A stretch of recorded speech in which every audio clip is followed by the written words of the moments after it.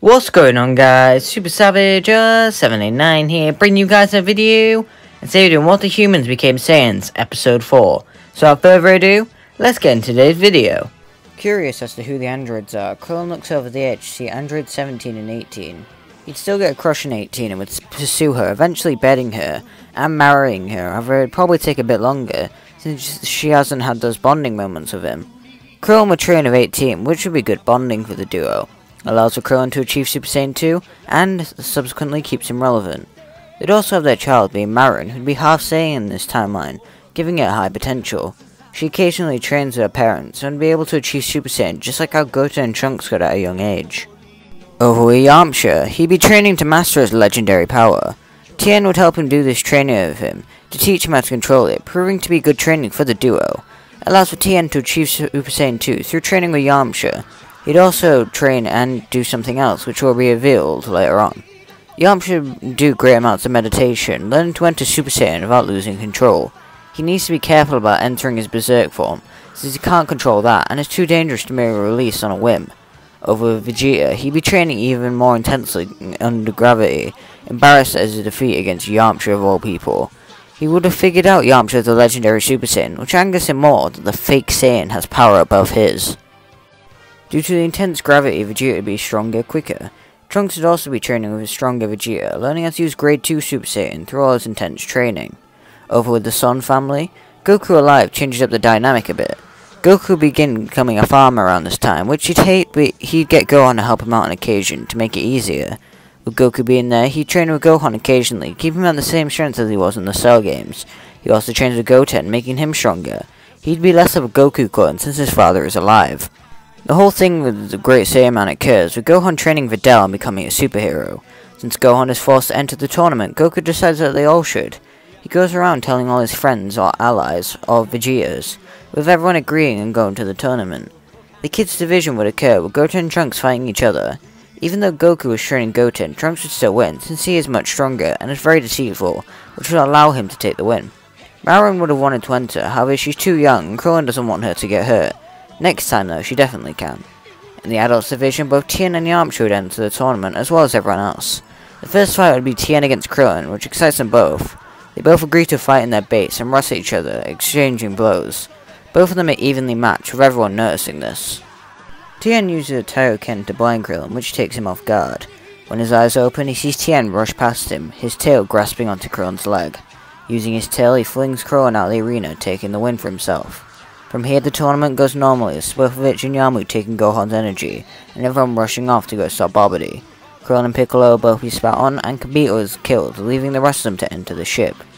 Gohan, Goku, Vegeta, Yamcha, and Tien all play Janken to see who order they go to fight in. I actually randomized these, by the way. The person to fight Pui Pui is Tien.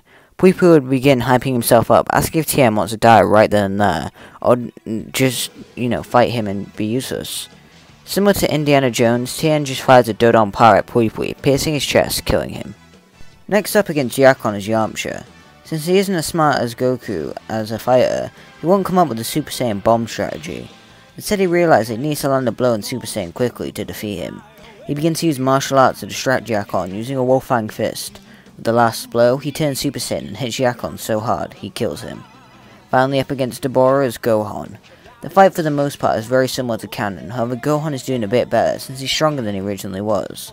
Babidi still teleports Dabura out, makes Vegeta a margin and teleports everyone back to the tournament arena, where Vegeta kills spectators and challenges Yamcha to a fight instead of Goku. Yamcha and Vegeta begin their fight, with Yamcha using Super Saiyan. Vegeta is able to keep an advantage over Yamcha with his margin power, telling him to hurry up and show his legendary power he wants to see it. Naturally, Yamcha refuses, but Vegeta keeps beating him, forcing his hand. Yamcha powers up into a legendary power and loses control, beginning to absolutely dominate Vegeta. It's not even a fight, Vegeta is just beaten. As Vegeta lays on the ground broken and bloodied, looking up at Yamcha, the Desert Bandit charges up a blast ready to kill the prince. Before he releases it though, he senses something and turns around, allowing Vegeta to take him off guard and knock him out. With the others, they'd all be fighting against Majin Buu, with everyone doing their best to keep up with the Jin. Due to 4 Super Saiyan 2s all teaming up on him as well as Piccolo, they'd be doing quite well. Buu is just powerful though, so their attacks are failing against him. After Buu seemingly wastes Gohan, Tien realizes what he has to do. He tells them all to escape as he transforms into a Super Saiyan, throwing a power ball in the air. Having learned the technique in the 7 years, his body begins to grow into an Ozaru as the fur begins to cover him.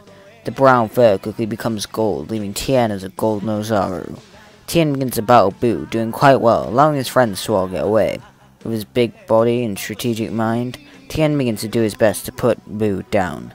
He goes for a massive Kiko Ho, blowing up the entire wasteland they were in, killing Bobbity in the process. Boo is able to regenerate though. In a last-ditch effort to defeat him, Tien grabs Boo and eats him, trying to destroy him inside using his ki.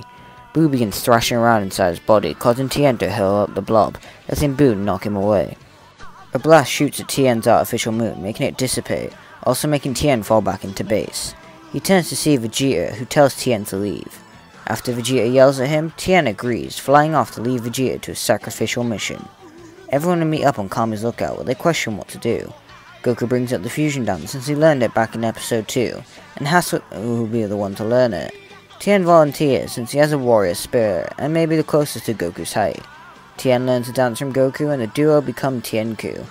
Over Yamcha, he'd arrive on the lookout questioning where Vegeta was, to which he would learn that he's dead.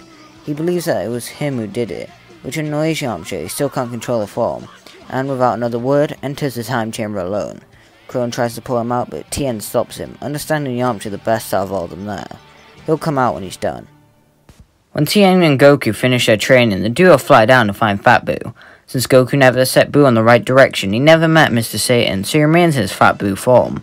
This makes it much easier for Tienku as he powers up to Super Saiyan 2, beginning to manhandle the fat blob with ease. With Tien's seriousness as well as Goku's enjoyment of a fight, Tienku would be acting like Gogeta somewhat. Getting angry that he's being beaten, Boo would let out a massive scream as his body splits in two, becoming the good and evil Boo. To Tienku's confusion, the two Boos begin to fight each other in a weird spectacle to behold. Due to Tien's assassin mindset, the fusion prepares a strategy and unleashes it just at the right moment. Just as evil Boo is going to eat the good Boo, Tienku uses a Kiko Kamehameha, letting out a massive triangular Kamehameha that hits the evil and good Boo, completely obliterating the duo, before they can even become Super Boo. And just like that, the day is saved. Using Shenron, everyone in Rio 5, just like normal. People are confused that Gohan didn't come back, until the Supreme Kai uses his telepathic powers to tell them all Gohan is on his planet, undergoing a ritual which they can't cut short. When Gohan is finished up, he will go back to Earth, impressing everyone at his mere strength. After 7 days straight, Yamcha submerges angry that he couldn't do it. He couldn't master it, it's too dangerous. He flies off to be alone, no one to see or speak or let anyone around him. Everyone begins searching for Yamcha, trying to calm him down, but no one can find him. He can sense their power levels and subsequently hides so he can get away. Just like that, Yamcha is gone. But guys, that's when leaving here. Make sure to like and subscribe and comment down below subscribe in episode 5. As you can see, Yamcha's just disappeared. No one can find him. How will that play out? How will Tien's Golden Ozaru power play out? Because if you've seen GT, you know how that will, continue. And what will Krillin be up to? Yeah, just think about this and bye!